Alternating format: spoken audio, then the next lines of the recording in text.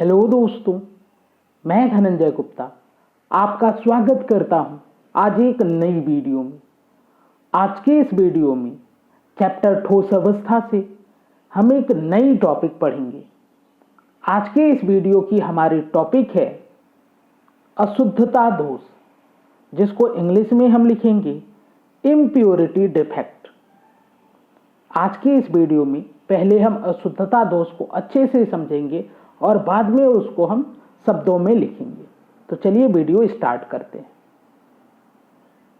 तो देखिए, यहां पर हमने एक क्रिस्टल लिया है जो कि सोडियम क्लोराइड का क्रिस्टल है। आप जानते हैं सोडियम क्लोराइड एक आयनिक ठोस है, तो यहां पर जो अवयवी कण होंगे वे धनायन और ऋणायन होंगे। तो यहां पे आपको अवयवी कण दिखाई दे रहे हैं, सोडियम आयन और क्लोराइड आयन।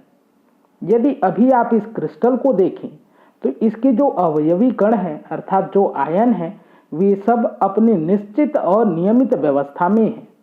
अर्थात यहाँ पर इस क्रिस्टल में अभी कोई दोष नहीं है, बल्कि अवयवी कण अपनी आदर्श व्यवस्था में है।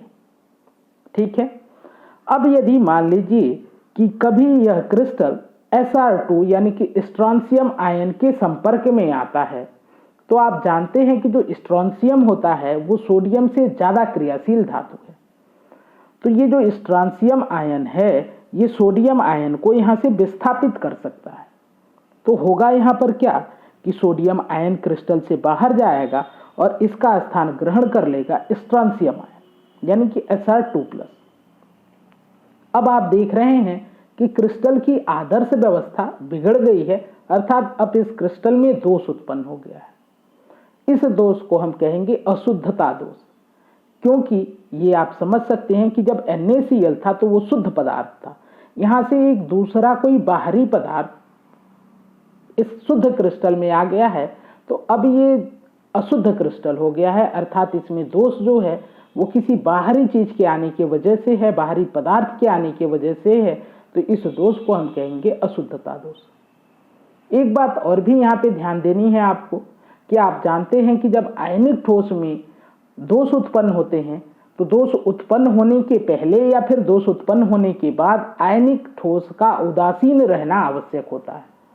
आप देखें तो यहाँ पर जब आप सोडियम आयन को यहाँ से बाहर गया है या बाहर किए हैं तो 1+ बाहर गया है और अंदर आया है 2+, अर्थात इस समय यह क्रिस्टल धनावेशित है, क्योंकि यहाँ पे धनावेश की संख्या बढ़ गई है। इस क्रिस्टल पर धन 1 का आवेश है। तो अभी थोड़ा सा और संतुलित करने की आवश्यकता है और इसके लिए हम एक और Na+ को इस क्रिस्टल से बाहर करेंगे। यानी कि आप ऐसे समझ सकते हैं कि जब स्ट्रोंशियम आयन क्रिस्टल में प्रवेश करेगा तो 2 Na+ बाहर जाएंगे, क्योंकि विद्युत उदासीनता को बनाए रखना आवश्यक है। स्ट्रोंशियम आयन जो है वो किसी एक सोडियम आयन के स्थान को ग्रहण करेगा और जो दूसरा स्थान खाली हो रहा है वो रिक्तिका की तरह दिखाई देगा। अब ये क्रिस्टल में जो दोष उत्पन्न है इसको हम कहेंगे अशुद्धता दोष। तो अब चलिए इसको शब्दों में लिखते हैं, तब और अच्छे से समझ में आएगा।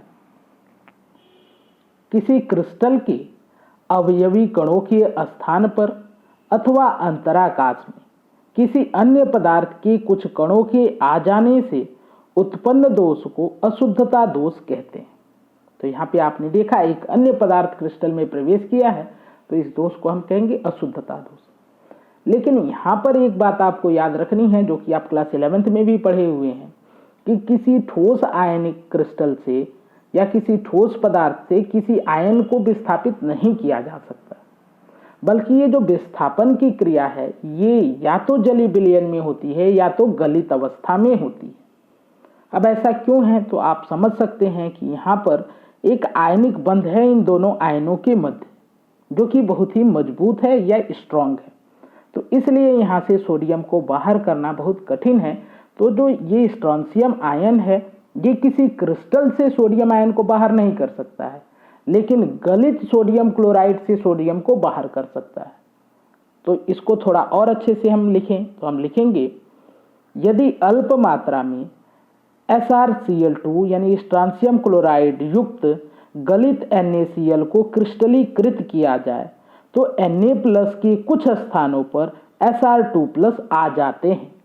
अर्थात यहाँ पे बात को समझिए कि स्ट्रोंशियम आयन ने सोडियम आयन को विस्थापित कब किया है। तो जब हम ऐसा करते हैं कि गलित सोडियम क्लोराइड लें जिसमें कि अल्प मात्रा में SrCl2 भी उपस्थित हो, और इस गलित अवस्था को हम ठंडा करके क्रिस्टलीकृत कर रहे हैं। तो जब हम ठंडा करेंगे तो इस गलित अवस्था में ही Sr2+ Na+ को विस्थापित कर देगा, और जब हम ठंडा करके इसको क्रिस्टल रूप देंगे तो हमको एक ऐसा क्रिस्टल प्राप्त होगा जिसमें बहुत सारे Na आयन सोडियम आयन है, लेकिन कुछ स्थानों पर सोडियम आयन को विस्थापित कर चुका होगा Sr2+ यानी कि स्ट्रोंशियम आयन। तब ये दोष उत्पन्न होगा। तो उम्मीद है कि आपको बात क्लियर हो रही होगी कि किसी भी ठोस आयनिक क्रिस्टल से, जो कि ठोस अवस्था में है, उससे किसी आयन को विस्थापित नहीं किया जा सकता। ये गलित अवस्था में या फिर जलीय विलयन में ही संभव होता है। अभी आपने देखा कि प्रत्येक Sr2+ 2 Na+ आयनों को प्रतिस्थापित करता है। Sr2+ एक आयन का स्थान ग्रहण करता है और दूसरा स्थान रिक्त रहता है।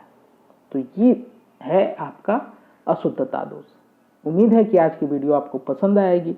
वीडियो यदि पसंद आए तो वीडियो को लाइक जरूर करें, वीडियो को शेयर करें ताकि दूसरे को भी इससे लाभ हो। मेरे चैनल को सब्सक्राइब कर लें, बेल आइकन को प्रेस करें ताकि आगे आने वाली वीडियो का नोटिफिकेशन आपको मिले।